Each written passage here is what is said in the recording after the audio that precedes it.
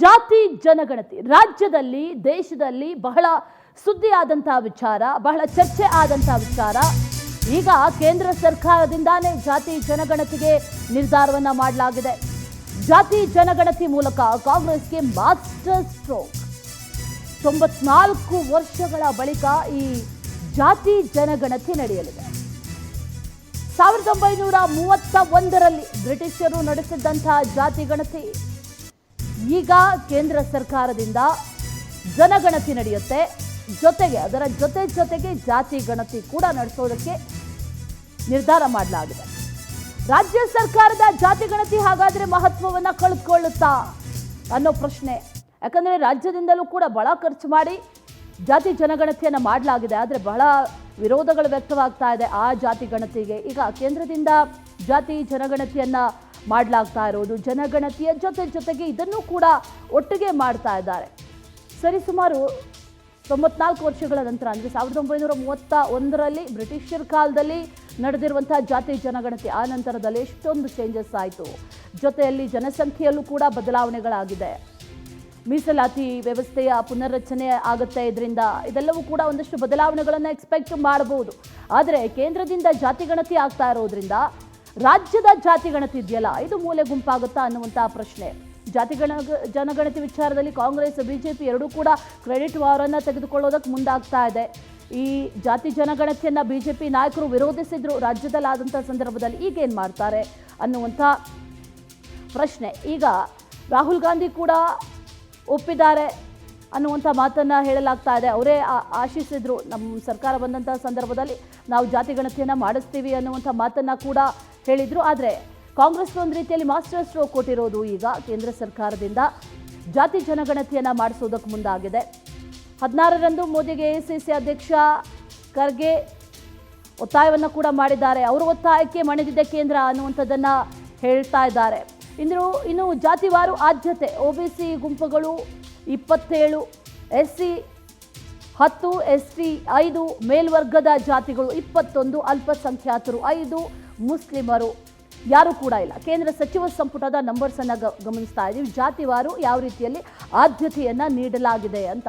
OBC ಗುಂಪುಗಳಿಗೆ ಪ್ರಥಮ ಆದ್ಯತೆ, ಅಲ್ಲಿ ಜಾತಿವಾರು ಆದ್ಯತೆಯನ್ನು ಗಮನಿಸೋದಾದರೆ ಇದು ಕೂಡ ಒಂದಷ್ಟು ಬದಲಾವಣೆ ಆಗುವಂಥ ಸಾಧ್ಯತೆಗಳು ಈ ಜಾತಿ ಜನಗಣತಿಯ ನಂತರದಲ್ಲಿ ಇದೆ ಅನ್ನುವಂಥದ್ದನ್ನು ಕೂಡ ಹೇಳಲಾಗ್ತಾ ಇದೆ. ಕೇಂದ್ರ ಸರ್ಕಾರದಿಂದ ಜಾತಿ ಜನಗಣತಿ ಮಾಡೋದಕ್ಕೆ ಈಗ ನಿರ್ಧಾರ ಮಾಡಿರೋದ್ರಿಂದ ಒಂದು ಕಡೆಯಲ್ಲಿ ಇದು ಕಾಂಗ್ರೆಸ್ಗೆ ಮಾಸ್ಟರ್ ಸ್ಟ್ರೋಕ್, ಮತ್ತೊಂದು ಕಡೆಯಲ್ಲಿ ಜಾತಿ ಜನಗಣತಿ ಮಾಡೋದ್ರಿಂದ ಒಂದಷ್ಟು ಬದಲಾವಣೆಗಳು ಕೂಡ ಆಗುವಂಥ ಸಾಧ್ಯತೆಗಳು ಬಹಳ ಹೆಚ್ಚಿದೆ. ಇನ್ನು ಈ ಜಾತಿ ಗಣತಿ ಈ ಹಿಂದೆ ಬ್ರಿಟಿಷರ ಕಾಲದಲ್ಲಿ ನಡೆದಿತ್ತು ಅನ್ನೋದು ಗೊತ್ತಿದೆ. ಆದರೆ 2011ರಲ್ಲೂ ಕೂಡ ಮಾಡಿಸಿದ್ರು. ಆದರೆ ಅದನ್ನು ಬಹಿರಂಗ ಮಾಡಿಲ್ಲ. ಬಹುತೇಕ ಯೋಜನೆಗಳು, ಸರ್ಕಾರದಿಂದ ಬರುವಂಥ ಬಹುತೇಕ ವಿಚಾರಗಳಿದೆಯಲ್ಲ, ಇದೆಲ್ಲವೂ ಕೂಡ ಈ ಜಾತಿ ಗಣತಿಯನ್ನೇ ಆಧಾರವಾಗಿಟ್ಕೊಂಡು ನೀಡುವಂಥದ್ದು. 90 ವರ್ಷಗಳಷ್ಟು ಹಿಂದಿನ ಜಾತಿ ಗಣತಿ ಆಧರಿಸಿ ಸರ್ಕಾರದ ಯೋಜನೆಗಳು ಜನರನ್ನು ತಲುಪ್ತಾ ಇದೆ.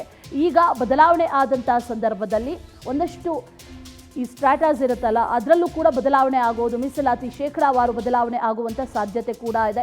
1901ರಲ್ಲಿ ಎಷ್ಟು ಜಾತಿಗಳಿದ್ವೋ ಈಗ ಜಾತಿಗಳ ಸಂಖ್ಯೆ ಕೂಡ ಹೆಚ್ಚಾಗಿದೆ. 1931ರಲ್ಲಿ ಸಂಖ್ಯೆ ಹೆಚ್ಚಳ ಆಗಿರೋದನ್ನು ಗಮನಿಸ್ತಾ ಇದ್ದೀವಿ. 1941ರಲ್ಲಿ ಈ ಜಾತಿ ಆಧರಿಸಿ ವರದಿಯನ್ನು ತಯಾರಿ ಮಾಡಲಾಗಿದೆ. ಎರಡನೇ ವಿಶ್ವ ಯುದ್ಧ ಹಿನ್ನೆಲೆಯಲ್ಲಿ ಈ ಜಾತಿ ಗಣತಿ ಪ್ರಕ್ರಿಯೆ 1941ರಲ್ಲಿ ಅಪೂರ್ಣ ಆಯಿತು. ಆ ನಂತರದಲ್ಲಿ, ಅಂದರೆ ಸ್ವಾತಂತ್ರ್ಯ ನಂತರದಲ್ಲಿ ಈ ಎಲ್ಲ ಪ್ರಕ್ರಿಯೆಗಳೆಲ್ಲವೂ ಕೂಡ ಸಂಪೂರ್ಣವಾಗಿ ಈಗ ಬದಲಾಗಿದೆ. ಆ ನಂತರದಲ್ಲಿ 1947ರಲ್ಲಿ ಒಂದಷ್ಟು ರದ್ದು ಕೂಡ ಮಾಡಲಾಗಿತ್ತು. 2011ರಲ್ಲಿ ಜಾತಿ ಗಣತಿ ನಡೀತು, ಆದರೆ ಅದನ್ನು ಬಹಿರಂಗ ಮಾಡಿಲ್ಲ. ಈಗ ಮತ್ತೆ ಮಾಡೋದಕ್ಕೆ ಮುಂದಾಗಿದ್ದಾರೆ. ಮತ್ತಷ್ಟು ಡೀಟೇಲ್ಸನ್ನು ನೀಡ್ತಾರೆ ನಮ್ಮ ಪ್ರತಿನಿಧಿ ರೂಪೇಶ್ ಬೈಂದೂರು, ನೇರ ಸಂಪರ್ಕದಲ್ಲಿ ಜಾಯಿನ್ ಆಗ್ತಾ ಇದ್ದಾರೆ. ರೂಪೇಶ್, ಸರಿಸುಮಾರು 94 ವರ್ಷಗಳ ಹಿಂದೆ ನಡೆದಿರೋದು, ಅದರ ನಂತರ ನಡೆದಿಲ್ಲ. ಈಗ ಜಾತಿ ಜನಗಣತಿ ನಡೆದಿದ್ದೇ ಆದಲ್ಲಿ ಮುಂದೆ ಯಾವೆಲ್ಲ ಒಂದಷ್ಟು ಬದಲಾವಣೆಗಳನ್ನು ನಾವು ನಿರೀಕ್ಷೆ ಮಾಡಬಹುದು, ಅದರ ಜೊತೆಯಲ್ಲಿ ಇದು ಕಾಂಗ್ರೆಸ್ಗೆ ಯಾವ ರೀತಿಯಲ್ಲಿ ಮಾಸ್ಟರ್ ಸ್ಟ್ರೋಕ್ ಅಂತ ರೂಪೇಶ್? ನಿಜ ಅಶ್ವಿನಿ, ಯಾಕಂತ ಹೇಳಿದ್ರೆ ಜಾತಿ ಗಣತಿಯನ್ನ ವರದಿ ಮಾಡಬೇಕು ಅಂತ ಹೇಳಿ ಕೇಂದ್ರ ಸರ್ಕಾರ ನಿರ್ಧಾರ ಮಾಡಿದೆ. ಹೀಗಾಗಿ ಘೋಷಣೆ ಮಾಡಿದೆ, ನಾವು ಜಾತಿ ಗಣತಿ ಸಂಬಂಧಪಟ್ಟಾಗೆ ಜಾತಿ ಗಣತಿಯನ್ನು ಮಾಡ್ತೇವೆ ಅಂತ ಹೇಳಿ ನಿರ್ಧಾರ ಕೂಡ ಮಾಡಿದೆ.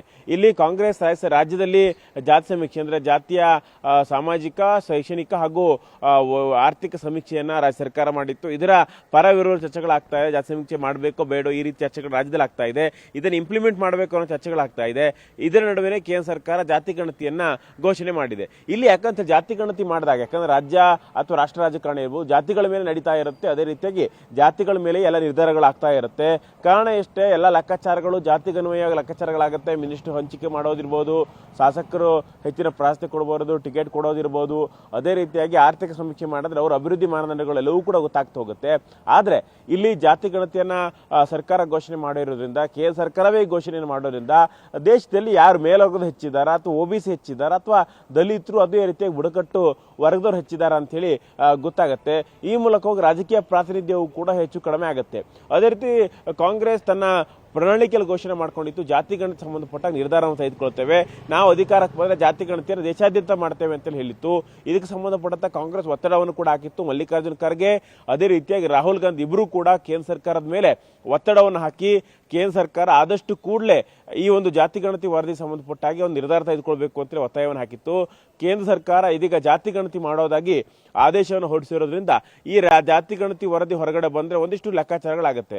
ಯಾಕಂತ ಹೇಳಿದ್ರೆ ನಾವೆಲ್ಲ ಲೆಕ್ಕಾಚಾರಗಳು, ಯಾಕಂತ ಒದಿಷ್ಟು ಒಬಿಸಿ ಎಷ್ಟಿದ್ದಾರೆ ಅಥವಾ SC ST ಎಷ್ಟಿದ್ದಾರೆ ಅಥವಾ ಉಳಿದಂತೆ ಜನರಲ್ ಕ್ಯಾಟಗರಿ ಎಷ್ಟಿದೆ ಅಂತ ಲೆಕ್ಕಾಚಾರಗಳು ಅಂದಾಜು ಮೇಲೆ ನಡೀತಾ ಇತ್ತು.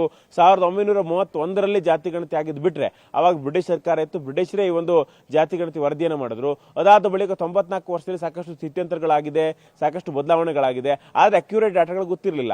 ಆದ್ರೂ ಕೂಡ ಯಾವ ಲೆಕ್ಕಾಚಾರದಂತಾಗಿತ್ತು, ಇಷ್ಟು ಟಿಕೆಟ್ ಕೊಡಬೇಕಪ್ಪ, OBCಗೆ ಟಿಕೆಟ್ ಕೊಡಬೇಕು, SCಗೆ ಟಿಕೆಟ್ ಕೊಡಬೇಕು, ST ಕೊಡಬೇಕು, ಅದೇ ರೀತಿಯಾಗಿ ಮೇಲ್ವರ್ಗಕ್ಕೆ ಟಿಕೆಟ್ ಕೊಡಬೇಕು ಅಂತ ಯಾವ ರೀತಿ ನಿರ್ಧಾರ ಮಾಡ್ತಾರೆ ಅಂತ ಹೇಳಿದ್ರೆ ಅಂದಾಜು ಡಾಟಾ. ಯಾಕಂತ ಹೇಳಿದ್ರೆ ಒಂದು ದತ್ತಾಂಶಗಳ ಆಧಾರಿತ ಡಾಟಾಗಳಲ್ಲ. ಅಂದ್ರೆ ಸರ್ವೆ, ಇಲೆಕ್ಷನ್ ಸರ್ವೆ ಆಗುತ್ತಲ್ಲ, ಸ್ಯಾಂಪಲ್ಗಳು ತೆಗೆದುಕೊಂಡು ಒಂದು ಸ್ಯಾಂಪಲ್ ತೆಗೆದುಕೊಳ್ಳೋದು, ಅದು ಸ್ಯಾಂಪಲ್ಗಳ ಡಾಟಾ ಆಧರಿಸಿ ಒಂದು ಸರ್ವೆ ಮಾಡಬೇಕಲ್ಲ, ಆ ರೀತಿ ಸರ್ವೆಗಳಾಗ್ತಾ ಇತ್ತು. ಅಕ್ಯುರೇಟ್ ಆಗಿರ್ತಕ್ಕಂಥ ಡಾಟಾಗಳಿರಲಿಲ್ಲ. ಹೀಗಾಗಿ ದತ್ತಾಂಶಗಳ ಆಧಾರದ ಮೇಲೆ ಈ ಡಾಟಾಗಳನ್ನು ಮಾಡಬೇಕು ಅಂತ ಲೆಕ್ಕಾಚಾರಗಳಿತ್ತು. ಇದೀಗ ದತ್ತಾಂಶಗಳ ಆಧಾರದ ಮೇಲೆ ಜಾತಿ ಗಣತಿ ಮಾಡಲಿಕ್ಕೆ ಕೇಂದ್ರ ಸರ್ಕಾರ ಹೊರಟಿದೆ. ಈ ವರದಿ ಹೊರಗಡೆ ಬಂದ್ರೆ, ಯಾಕಂದ್ರೆ ರಾಜ್ಯದ ದೇಶದಲ್ಲಿ OBC ಅಥವಾ SC ST ಹೆಚ್ಚಿದೆ ಅಂತೇಳಿ ಏನಾದ್ರು ವರದಿ ಬಂದ್ರೆ OBC SC ST ಹೆಚ್ಚು ಪ್ರಾತಿನಿಧ್ಯವನ್ನ ಕೇಂದ್ರ ಸರ್ಕಾರ ಕೊಡಬೇಕಾಗತ್ತೆ. ಈ ಲೆಕ್ಕಾಚಾರಗಳು ಕೂಡ ಇದೆ.